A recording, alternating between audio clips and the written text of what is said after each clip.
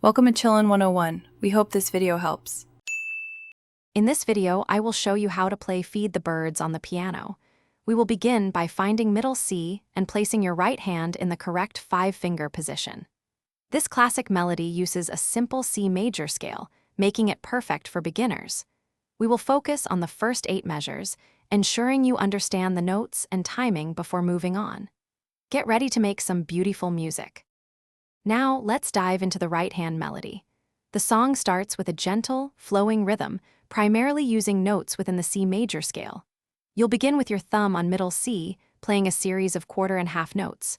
Pay close attention to the phrasing, aiming for a legato touch. Practice each short phrase 4 or 5 times until it feels natural and effortless under your fingers. This builds muscle memory. Next, we'll add the left-hand harmony, which is quite straightforward. You'll primarily use 2 basic chords, C major and G7.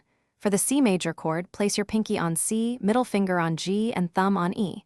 The G7 chord uses G, B, D, and F. Practice these chord shapes until they feel comfortable. Play each chord 4 times before switching, ensuring a steady, even rhythm. This provides a solid foundation. Finally, let's bring both hands together. Start very slowly, perhaps at 50 beats per minute on your metronome, focusing on 1 or 2 measures at a time. If you encounter a tricky spot, isolate that section and practice it hands separately before rejoining. Consistency is key. Aim for short, focused practice sessions of about 15 minutes each day. Soon, you'll be playing this beautiful piece with confidence and grace. Thanks for watching. Consider subscribing if we helped you.